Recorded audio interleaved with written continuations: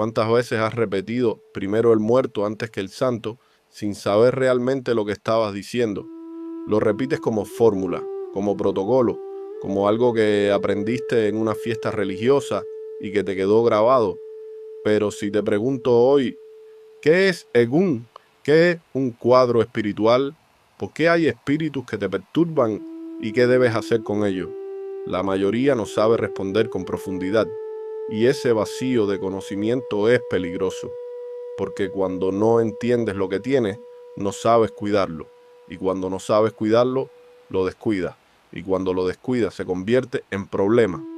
Hoy vamos a hablar de Egún, sin rodeo, sin adorno, sin las versiones superficiales que circulan por ahí. Vamos a entrar de lleno en lo que significa espiritualmente que los muertos te acompañan, qué tipos de espíritus forman parte de tu mundo invisible, cómo te hablan, cómo los reconoces, cómo los atiendes y qué pasa cuando los ignoras. Este es el conocimiento que debería enseñarse antes de cualquier consagración, antes de recibir ningún santo, antes de hacer ningún trabajo espiritual, porque sin esta base, todo lo demás está construido sobre arena. En este video vas a aprender 1. ¿Qué es Egún realmente? No la versión de pasillo, sino la definición completa que da la tradición yoruba afrocubana. 2. La diferencia crítica entre Egún y los orishas, una confusión que sigue haciendo daño en la práctica religiosa hoy. 3. Los tres seres espirituales que Ifá dice que acompañan a cada ser humano, sin excepción, desde que nace hasta que muere. 4. ¿Por qué el espíritu obsesor no es tu enemigo? ¿Qué es realmente? ¿Y qué pasa cuando lo ignoras o cuando alguien intenta sacarlo de tu vida sin saber lo que hace? 5. ¿Cómo se comunican los Egún contigo? ¿Qué es el Elegún? ¿Qué es montar Egún? ¿Y por qué eso ocurre? 6. La verdad sobre el robo del ángel de la guarda. ¿Qué significa de verdad de esa expresión y cómo la están usando para estafar a gente en esta religión?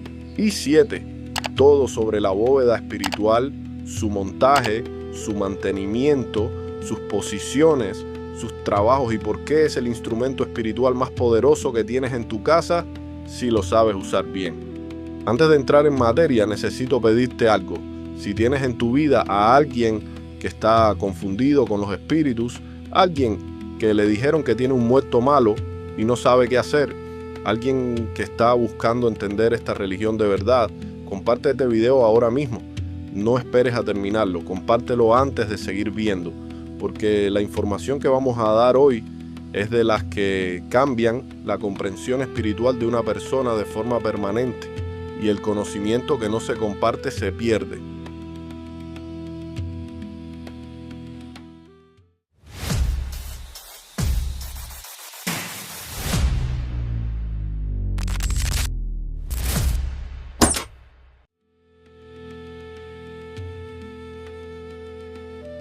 ¿Qué es Egún de verdad?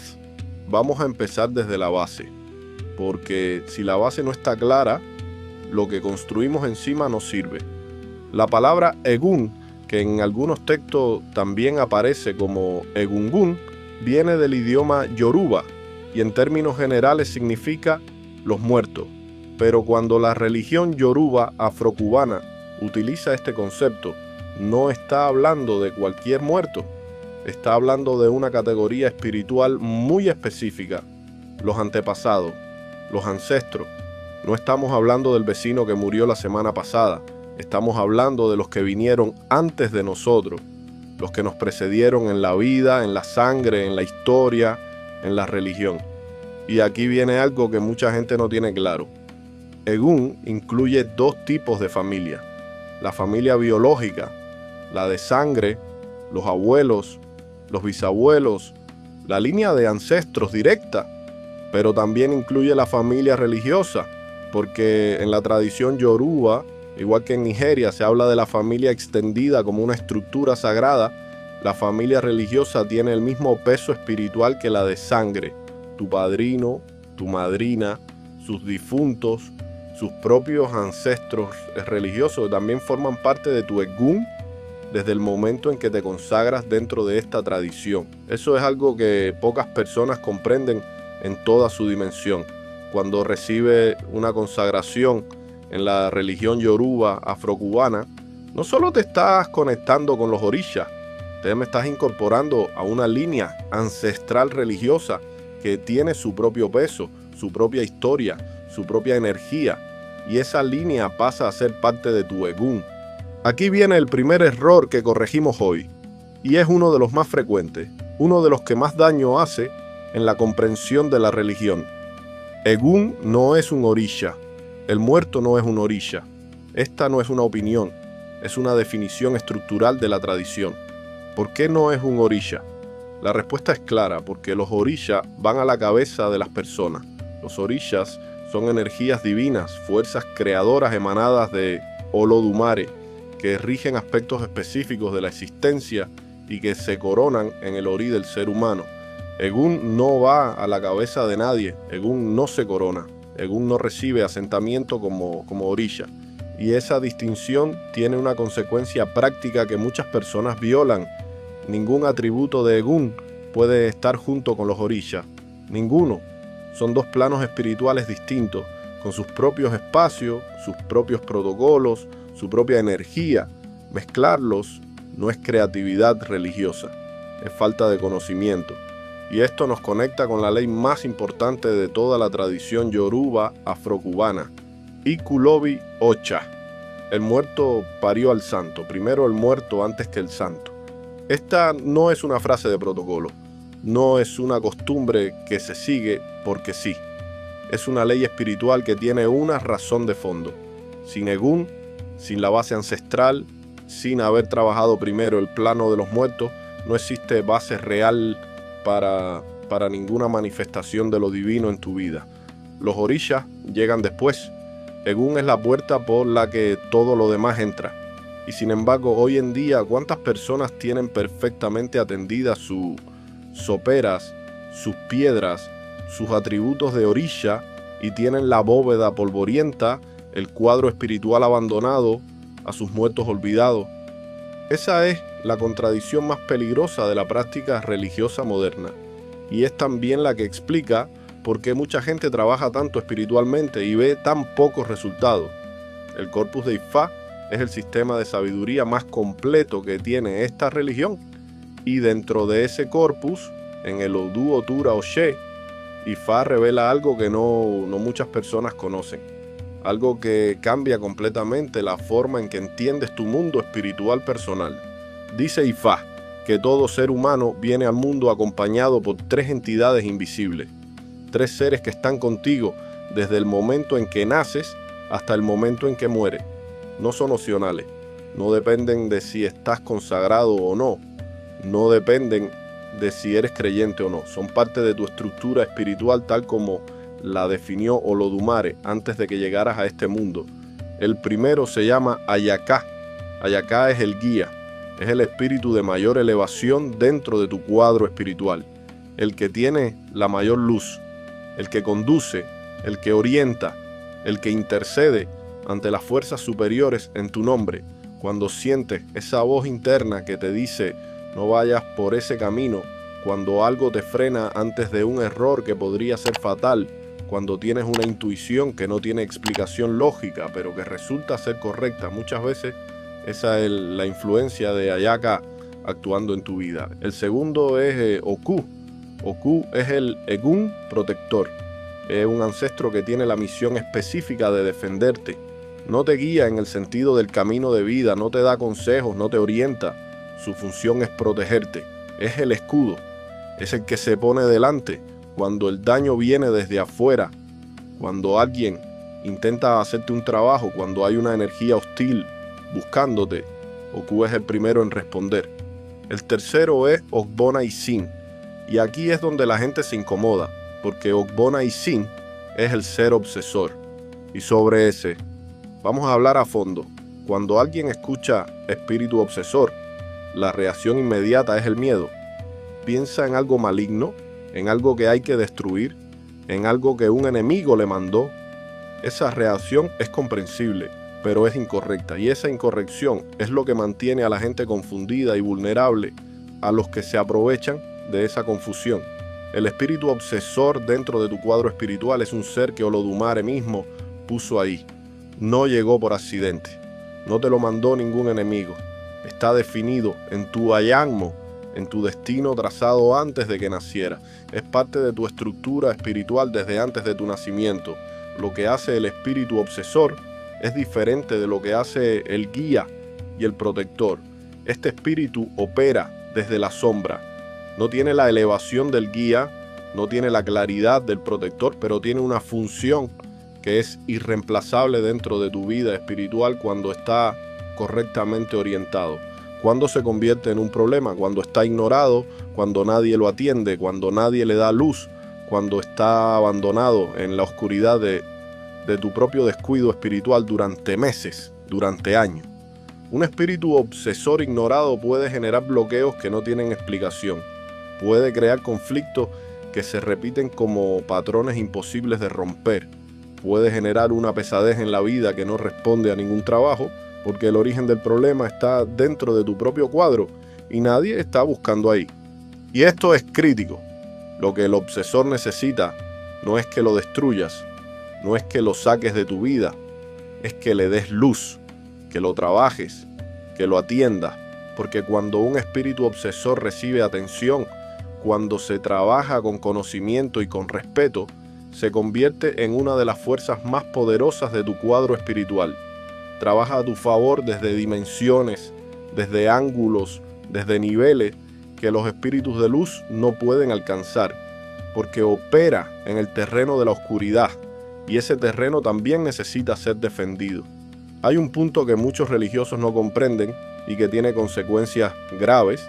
Hay practicantes que realizan despojos, ceremonias de paraldo u oparaldo, sin investigar primero si el espíritu que están intentando alejar es en realidad un miembro del cuadro espiritual de la persona. Y eso es peligroso.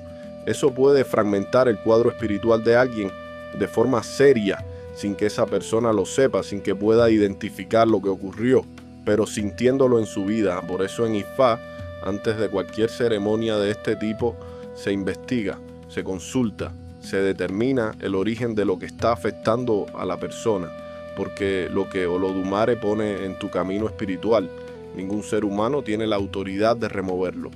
Y esa frase no es retórica, es una ley que opera en el mundo espiritual y en el mundo material al mismo tiempo.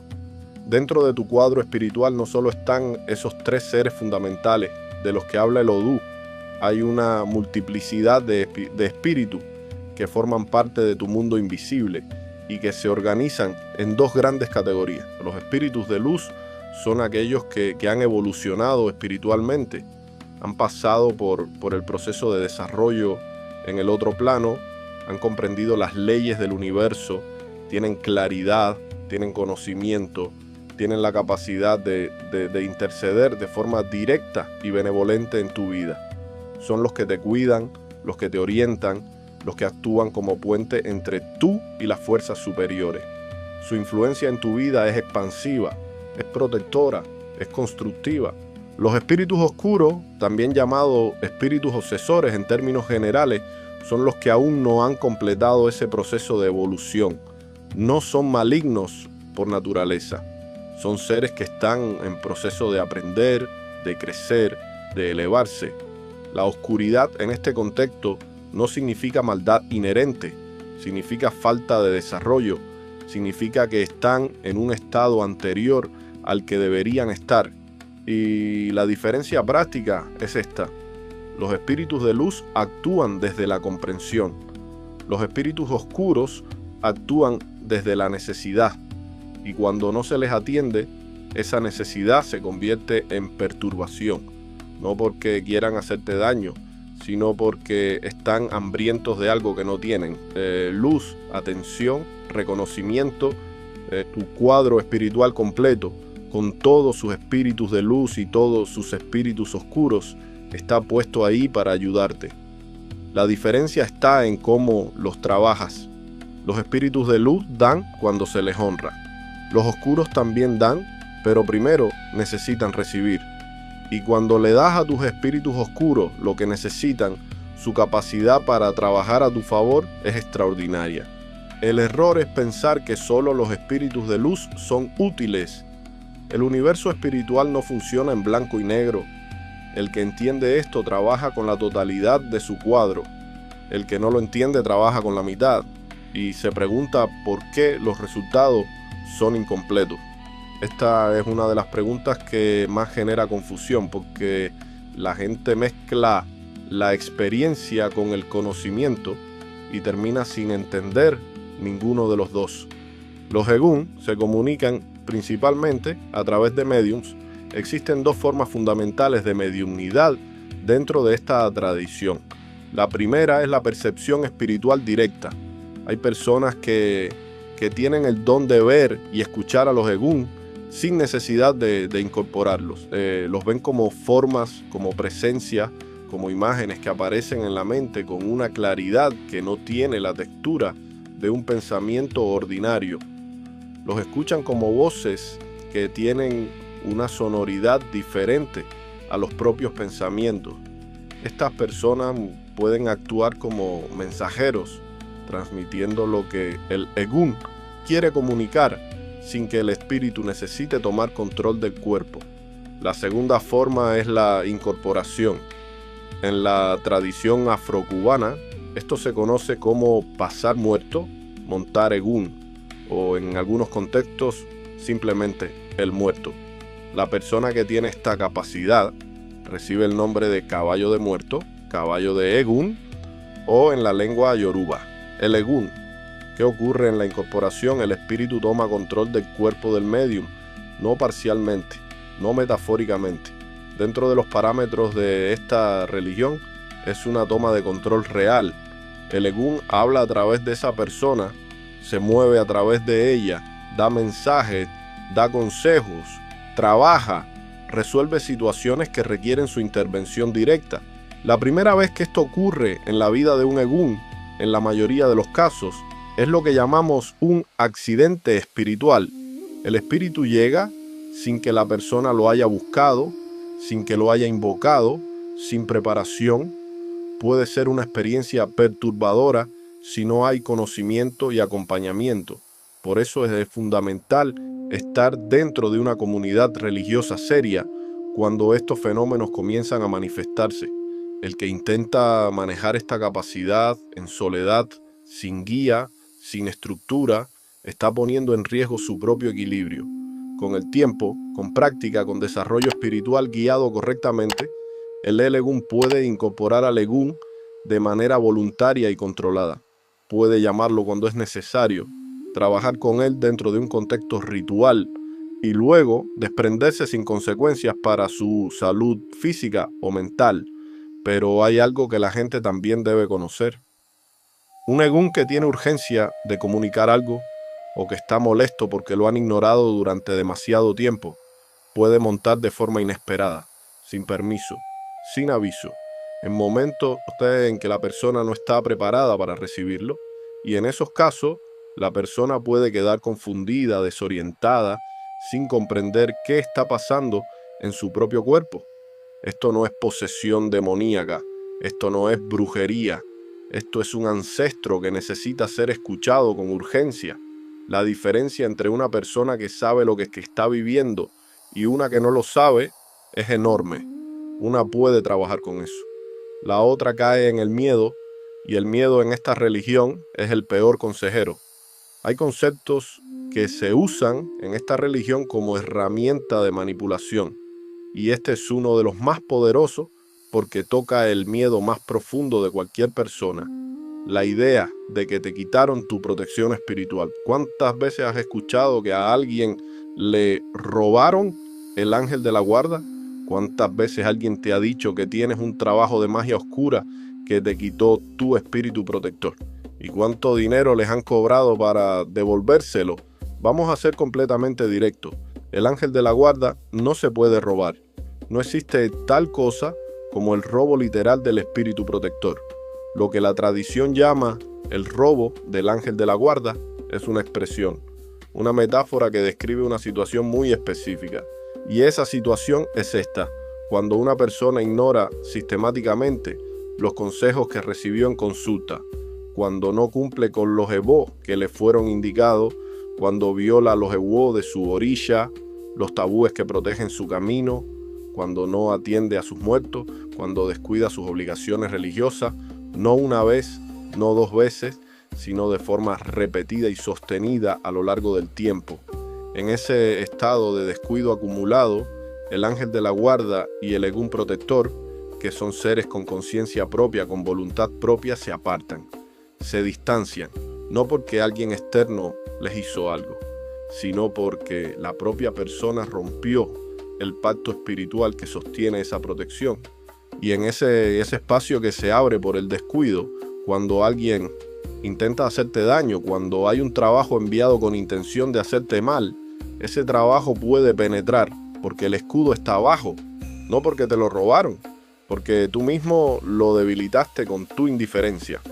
La frase que resume todo esto en la religión es una de las más poderosas que existen. Si mi cabeza no me vende, no hay quien me compre. Ori, tu cabeza, tu esencia más profunda, la energía que define quién eres en este mundo y en el otro. Ori es el que determina lo que puede llegarte y lo que no puede llegarte.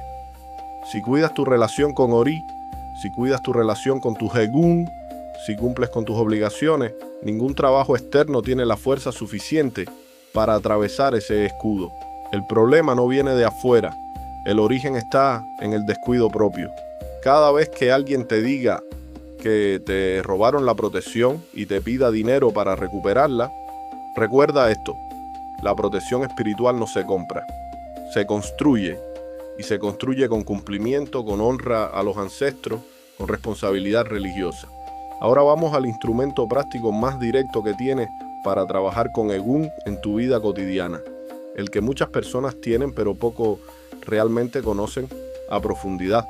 La bóveda espiritual es el altar de los ancestros, es el espacio físico que crea para que tus Egún tengan un lugar donde recibir atención, donde recibir ofrenda, donde comunicarse contigo en el día a día. Lo primero que hay que entender es que no existe un único método estandarizado para la bóveda.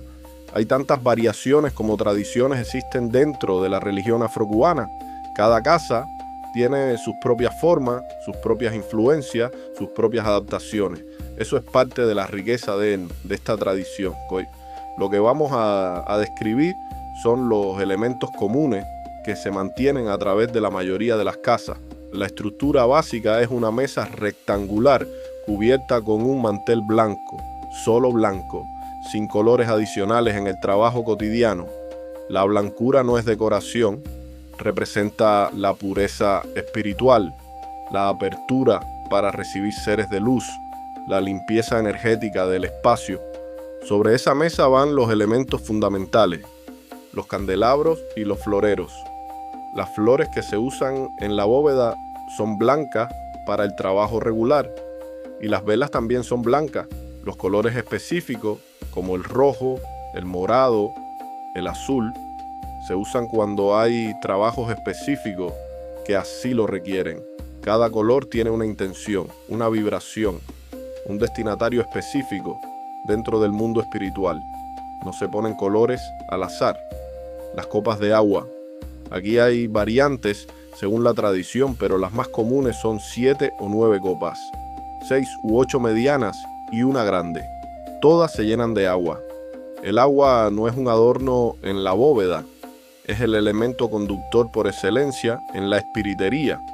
El agua conduce las energías espirituales, facilita la comunicación con el mundo invisible y crea el canal a través del cual tus Egún pueden manifestar su presencia. La copa grande va al centro de la bóveda y dentro de esa copa central, en muchas tradiciones de la religión afrocubana, se coloca un crucifijo o un rosario. Esto merece una explicación para quien no entiende la razón.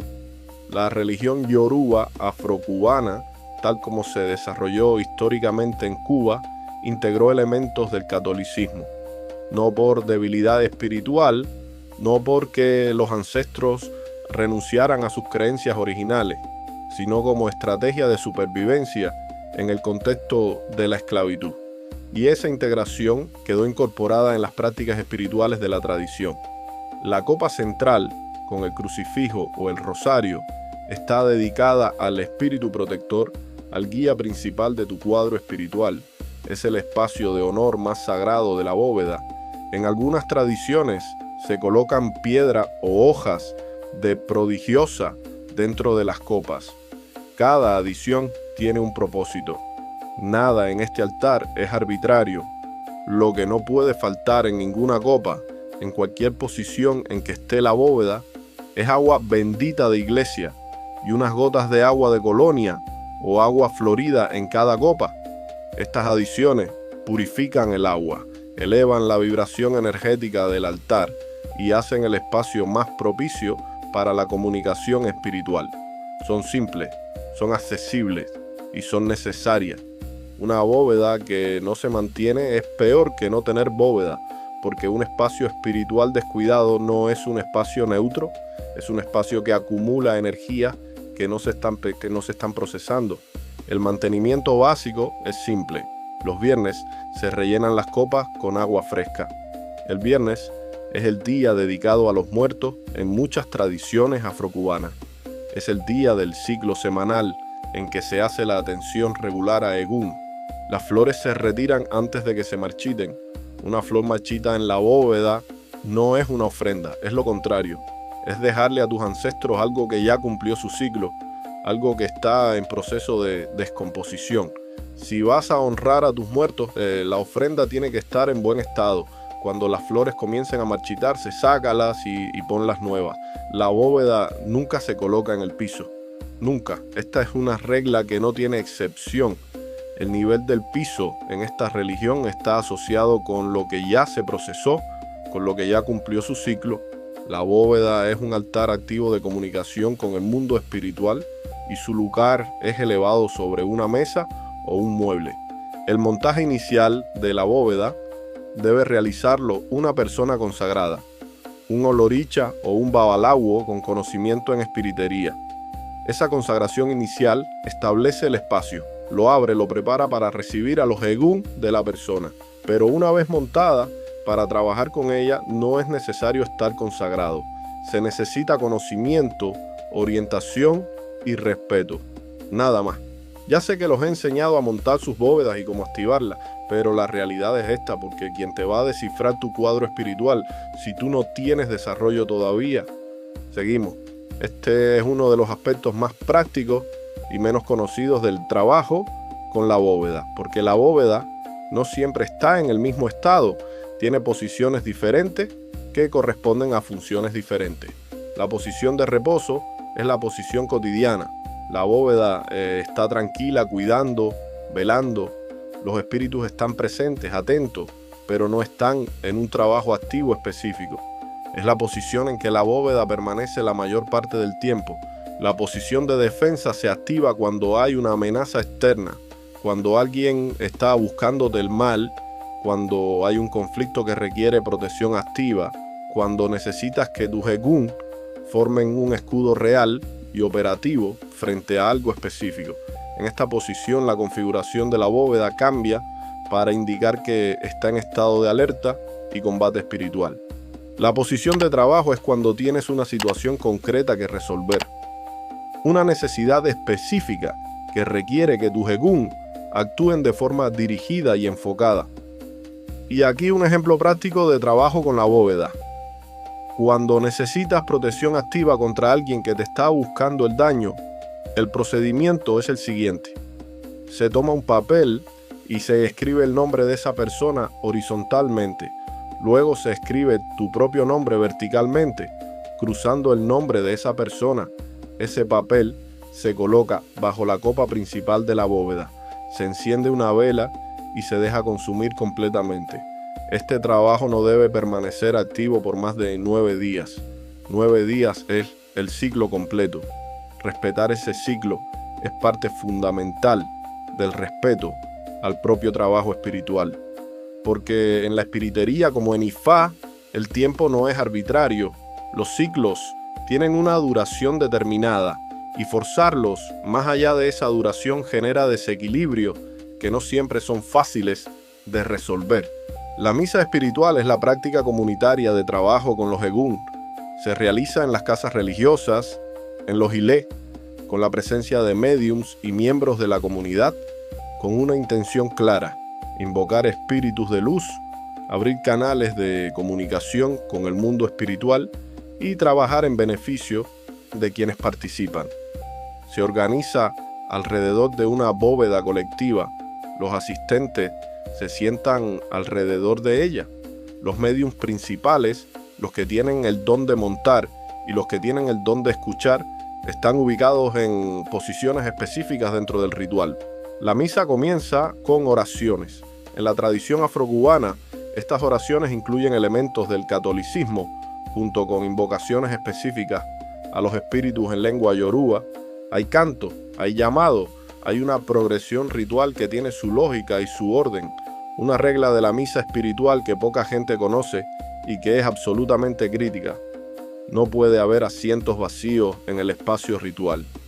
Si alguien necesita levantarse durante la misa, debe dejar algo sobre el asiento, una prenda, un objeto, lo que sea, para que no quede vacío. ¿Por qué? Porque un asiento vacío en un espacio donde se está invocando activamente al mundo espiritual puede ser ocupado por una entidad oscura que no fue invitada. Y esa entidad puede crear desequilibrio en toda la sesión, afectando tanto a los médiums como a los participantes. Los practicantes tienen en la misa sus elementos de trabajo. El aguardiente, que en yoruba llamamos oti, el agua, que es omi, el tabaco, que es ashá. Estos elementos son específicamente para los egún africanos, para los espíritus que vienen de la tradición más antigua, para los que responden a esas vibraciones específicas. La vela se enciende al inicio de la misa y se deja consumir, no se apaga. Una vela que se apaga antes de consumirse es una señal que debe ser interpretada por quien dirige el ritual. Al finalizar se realizan oraciones específicas de cierre. Esto no es un protocolo de cortesía. Cuando un médium ha estado en estado de incorporación, necesita un proceso de desprendimiento cuidadoso y guiado. El espíritu debe retirarse de forma completa. La persona debe volver a estar plenamente en control de su cuerpo y su conciencia. Cuando este proceso no se hace correctamente, cuando la misa termina sin el cierre adecuado, el médium puede quedar con remanentes energéticos que afectan su bienestar. Esta es una de las razones por las que trabajar con médium sin entrenamiento, sin estructura, sin contención, es peligroso para la persona misma. Existe una ceremonia dentro de la tradición afrocubana que se realiza cuando hay desorden en el mundo espiritual de una persona. Se llama alineamiento del cuadro espiritual. ¿Qué significa que el cuadro espiritual está desalineado? Significa que los espíritus no están en el orden correcto. El guía no está al frente liderando. Los espíritus de mayor luz no están orientando al resto. Los espíritus más oscuros, que deberían estar en posiciones secundarias del cuadro, están al frente, interviniendo en la vida de la persona sin la supervisión y orientación del guía. Ese desorden genera efectos visibles en la vida, tropiezos sin explicación aparente, situaciones que se repiten como patrones imposibles de romper, bloqueos en áreas específicas que no responden a ningún trabajo. Bueno, una sensación persistente de que algo está mal, pero nadie puede identificar exactamente qué. El alineamiento lo realizan olorichas con don de espiritismo o practicantes de regla de palo con conocimiento específico en esta área. El proceso comienza con misas espirituales para identificar a los espíritus del cuadro de la persona, para conocer quién es el guía, quién es el protector, cuáles son los espíritus de luz y cuáles son los que aún están en proceso de evolución. Una vez identificados, se los ordena, se los alinea según su nivel de luz. El de mayor luz queda al frente, liderando, guiando.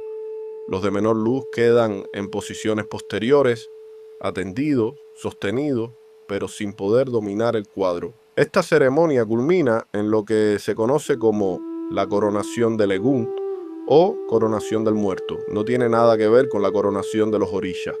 Es un simbolismo específico. El espíritu de mayor luz, el guía, pacta formalmente ante testigos espirituales y humanos que va a guiar y a mantener el orden del cuadro. Es un compromiso, es un acuerdo, es el establecimiento formal de la jerarquía espiritual de esa persona. Dicho esto, hay que ser absolutamente claro. Hay mucho fraude alrededor de esta ceremonia. Hay personas que cobran cantidades importantes de dinero por alinear cuadros sin tener la preparación, el conocimiento, ni el don necesario para hacerlo. Si buscas este trabajo, hazlo dentro de una casa religiosa con trayectoria real, con personas cuya práctica puedas verificar, no con alguien que encontraste en redes sociales prometiendo resultados en 48 horas. El mundo espiritual no funciona con plazos de entrega. Las ofrendas a Egún se llaman Adimu y tienen su propio lenguaje, su propia lógica, su propia vibración. El tabaco. En la religión afrocubana, el tabaco tiene un lugar sagrado en la relación con los Egún. El humo del tabaco es un vehículo espiritual, un conductor que lleva la intención al mundo invisible. Cuando se le ofrece tabaco a los Egún, no es un gesto simbólico vacío, es una transmisión directa. Las flores blancas son el regalo primario en la relación con los ancestros. Blancas porque lo blanco representa la pureza, la elevación, la luz que les ofrecemos. El aguardiente, el otí, es una ofrenda para los espíritus de carácter fuerte, para los Egún africanos, para los que vienen de las tradiciones más antiguas y que responden a esa vibración específica. El café, simple, cotidiano, poderoso, es una de las ofrendas más frecuentes que los practicantes hacen a diario a sus muertos. El café tiene una vibración que conecta directamente con el mundo de los Egún. El agua con azúcar, elemental, pero efectiva. El azúcar endulza, atrae, invita. Le dice a tus ancestros que los recibes con dulzura, que el encuentro contigo es un espacio de paz, un punto que no puede quedar sin decirse. En la bóveda no se hacen sacrificios de sangre. La sangre tiene su lugar en la religión, pero ese lugar no es la bóveda. Lo único que se coloca en ese altar son flores, velas y agua. Todo lo demás tiene su espacio, su protocolo y su estructura diferente. No se mezcla, no se improvisa, no se experimenta sin conocimiento. Cerramos este ciclo volviendo al principio porque hay que dejar esto completamente claro. Iku Lobi Ocha, el muerto parió al santo. Esta ley no es opcional, no tiene excepciones, no se negocia. En cualquier ceremonia, en cualquier fiesta religiosa, en cualquier trabajo espiritual, Egún se atiende primero. Si no se hace así, es una falta de respeto que tiene consecuencias reales y tangibles. Las cosas no salen bien, los caminos se cierran, los trabajos no alcanzan su potencial máximo. ¿Por qué? Porque Egún es la base. Los orishas son la estructura que se levanta sobre esa base. Si la base la bama está mal, si la base no está ignorada, la estructura no se sostiene. Por más hermosas que sean las soperas, por más completos que sean los atributos, si el cuadro espiritual está abandonado, si los muertos están olvidados, hay un vacío en el fundamento que nada más puede llenar. Y en tu vida personal, fuera de las ceremonias formales, esto también aplica cada día. Antes de pedirle a Ochun, antes de pedirle a Obatalá, antes de hacer cualquier petición al mundo divino, atiende a tus muertos. Dales agua, dales luz, háblales, infórmale de lo que está pasando en tu vida, cuéntales tus dificultades, pídeles que intercedan, porque tus Egún son los abogados más poderosos que tienes ante los orishas, son los que conocen tu historia completa, son los que estuvieron antes de ti, son los que cargaron el peso que tú cargas hoy y en muchos casos son los que ya resolvieron lo que tú aún estás enfrentando. Su conocimiento de tu linaje, de tus deudas kármicas, de los patrones de tu familia es incomparable. Un Egún bien atendido es un aliado de una potencia que no tienen equivalente en el mundo material y es un aliado que ya tienes, ya está contigo. No hay que buscarlo afuera, solo hay que reconocerlo, honrarlo y trabajar con él con conocimiento y con respeto. Mucha gente llega a esta religión buscando poder, buscando que algo externo les resuelva la vida, buscando que los orishas los salven de situaciones que ellos mismos crearon con sus decisiones. Y muy pocos se detienen a mirar la mesa blanca que tienen en casa, las copas de agua, las flores que tal vez ya están marchitas porque llevan semanas ahí. El mayor poder que tienes en esta religión no está en la sopera más cara, no está en la consagración más compleja, está en la relación que tienes con tus muertos, en la honra que les das, en la atención que les dedicas, en la conversación que mantienes con los que vinieron antes de ti. No hay orilla que baje donde no hay muertos honrados, no hay camino que se abra donde los ancestros están ignorados, no hay protección real donde el cuadro espiritual está oscuro y sin atención. Los egún no piden grandes sacrificios, piden presencia, piden que los recuerde, piden que les hable, piden que les enciendas una vela, piden que los incluyas en tu vida espiritual como lo que son, la parte más íntima, más profunda y más poderosa de tu mundo invisible. Cuida a tus muertos, ellos ya te están cuidando a ti. Dice Ifá, el ancestro que recibe luz, devuelve luz multiplicada. El que camina sin reconocer a los que vinieron antes, camina como quien avanza sobre agua, sin raíces, sin sustento. Honra a tus muertos con la misma constancia con que respira, porque así como sin aire no hay vida, sin egún no hay camino.